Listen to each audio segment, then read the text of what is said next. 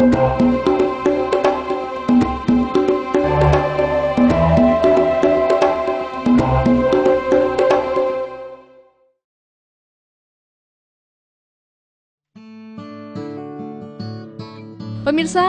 Desa Bakung ini dipilih sebagai pusat kegiatan Kompro Blitar Selatan dari sisa-sisa G30 SPKI untuk memberontak kepada pemerintah RI yang sah.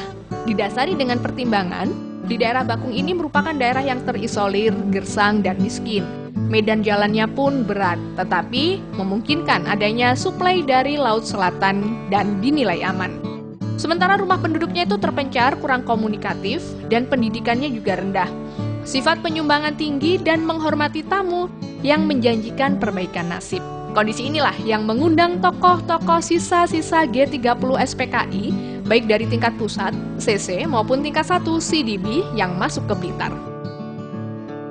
Dan rakyat Blitar Selatan sendiri secara tidak sadar, karena kebodohannya pun terjerumus membantu tokoh-tokoh PKI. Namun sayangnya, terbukti tidak seorang pun PKI yang berasal dari Blitar Selatan. Semuanya dari luar daerah.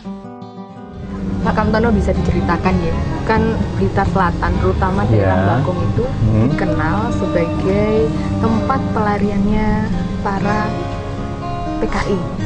Itu kalau dari ceritanya jenengan sebagai warga itu, ceritanya itu gimana itu Pak? Oh ya, terima kasih sekali Mbak. Ini memang daerah Blitar Selatan sebagai ujung tombak daripada Blitar Selatan ini memang dulunya memang tempat pelarian-pelarian orang-orang G30 SPKI. Kenapa larinya ke Blitar Selatan? Karena di daerah Blitar Selatan itu waktu itu daerah yang minus. Tentu PKI itu larinya ke daerah-daerah yang miskin. Miskin ilmu, miskin pengetahuan, miskin ekonomi, dan lain-lain. Sehingga dari daerah Jakarta, Madiun ditekan terus ke selatan. Dia masuk ke daerah Blitar Selatan ini, khususnya Bakung. Memang dulu ini adalah merupakan basis, bilang orang tua saya basis, sehingga penumpasan terakhir G30 SPKI itu memang berada di Blitar Selatan, tepatnya di Bakung. Pemirsa, pada saat itu pemerintah sendiri cukup bingung dan merasa kesulitan untuk memberantas PKI. Sehingga militer, dalam hal ini Kodam 5 Brawijaya, mengadakan rapat dan membuat satuan tugas yang dinamakan Operasi Intel dan Operasi TAR yang dilakukan secara gabungan. Operasi inilah yang berhasil meskipun tidak sesuai yang diharapkan karena ternyata masih ada tokoh-tokoh PKI yang terus berjuang untuk mencapai cita-cita mereka. Untuk menindaklanjuti kegiatan ini dibentuklah Operasi Trisula. Dan operasi ini terdiri dari 5 batalion, Batalion 511, Batalion 513, Batalion 527, Batalion 502, Batalion 521, dan 1 Kopaska, 85 gabungan antara Angkatan Udara dan Polisi, serta Hansip, kurang lebih 10.000 orang. Operasi Trisula ini berbeda dengan operasi lain karena menggunakan taktik pagar betis yang masih pertama kali dilakukan di dunia. Ya, taktik ini dilakukan di daerah Tulungagung sampai dengan perbatasan Malang, di mana orang-orang ini berjajar dengan jarak 5 meter.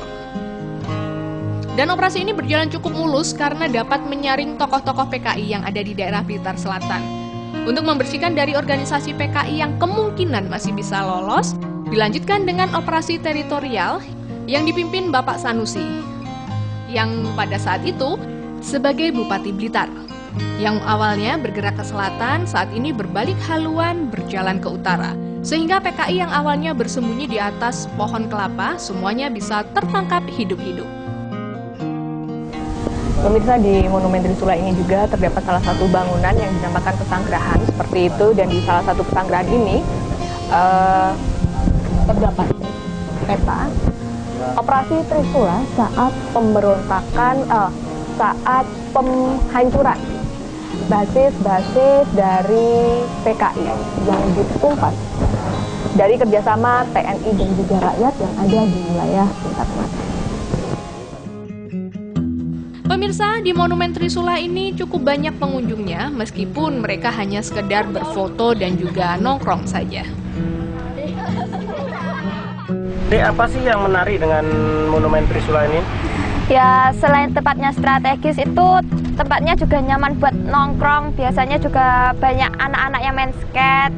Terus banyak deh wisatawan yang ada di sini. Tempatnya sejuk dan berada mungkin ada di atas bukit dan asik pokoknya buat nongkrong anak-anak muda.